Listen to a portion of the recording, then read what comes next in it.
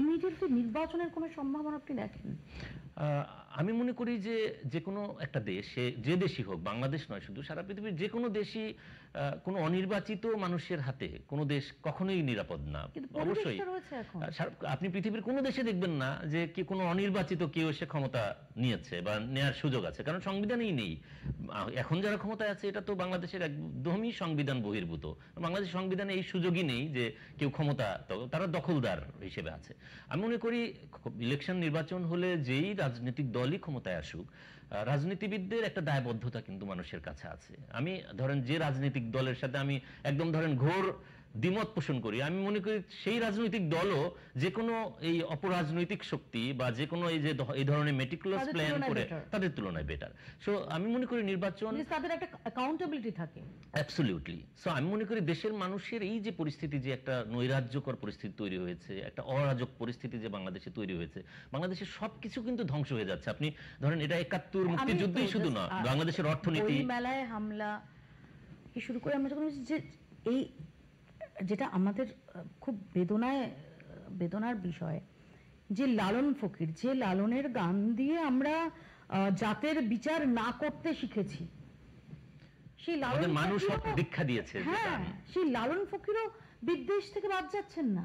না, কারণ মানবিক পরিচয়ের যে ধরেন রাজনীতি, যে আমি মানুষ, যারা এই অপপরিকল্পনা করে, অপশক্তিগুলো যারা আছে, তারা ধর্মকে অপব্যবহার করে, উগ্র মত দিয়ে তারা মানুষকে খেপিয়ে তুলে বা নানানভাবে মানুষকে ব্যবহার করে ভিন্ন মতের মানুষদেরকে হত্যা করে, ভিন্ন ধর্মের মানুষদেরকে হত্যা করে। এই মানুষগুলো তো আসলে লালনের গানের যে মানুষ, সেই মানুষ কিন্তু এরা না। অভিজিৎ রায়দের হত্যাকাণ্ড যখন হয়েছে তখন থেকেই কি আরো সতর্ক হয়ে আরো কড়া হাতে হ্যান্ডেল করা দরকার ছিল শেখ হাসিনা? অবশ্যই উগ্র জঙ্গিবাদ এবং এই মৌলবাদীদের বিরুদ্ধে তার তখনই কঠোর অবস্থান নেওয়া দরকার ছিল, এবং আমরা এই কথা বারবার বলেছি। এই কারণে আমাদের উপর বারবার হামলা হয়েছে। গণজাগরণ মঞ্চকেই একসময় ভেঙে দেওয়া হয়েছে আওয়ামী লীগ সরকারের। আপনিও পলিটিক্যাল নিষ্ক্রিয় হয়ে গিয়েছেন। হ্যাঁ, 18 সালে র‍্যাবের যে আমাকে তুলে নিয়ে যাবার পর সেটাও কিন্তু আমি আন্দোলন করেছিলাম এই ক্রস ফায়ারের বিরুদ্ধে, যে ক্রস ফায়ার দিয়ে একটা মানুষকে তো হত্যা করা যায় না, যে মানুষই হোক সে। এই যে আয়না ঘর বা ক্রস ফায়ার, এগুলো কি সত্যি? না, ক্রস ফায়ারের ঘটনা ঘটেছে বাংলাদেশে। এই যে আয়না ঘরের ব্যাপারটা, যেমন আমি ধরেন নিজেই কিন্তু র‍্যাবের টর্চার সেলে গিয়েছি।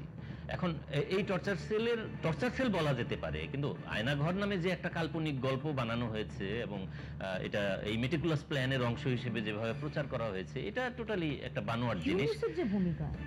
টর্চার সেলে আমি গিয়েছি, আমি যে টর্চার সেল দেখে এসেছি, আমার কাছে তো মনে হয়নি ওরা যেভাবে এখন যে নতুন করে আপনি দেখেছেন একদম পেইন্টেড রং করে কিছু আয়নাঘর দেখানো, তাও 6 মাস লাগলো। আয়নাঘর থেকে লোক তো 5 আগস্টেই বের হয়েছে, তো বের হলে তো তখনই ছবি আসার কথা, ভিডিও আসার কথা, বের হওয়ার কথা, এবং তখনই মানুষের যাবার কথা। ধরেন একটা জায়গা আপনি জেল ভেঙে বের হলেন, মানুষ তো 6 মাস তো লাগার কথা না। তো স্বাভাবিকভাবে মানুষের মনে প্রশ্ন জেগেছে, সাধারণ মানুষের মনে, যে নিশ্চয়ই তাহলে এটা একটা অর্কেস্ট্রেটেড বানা হয়েছে।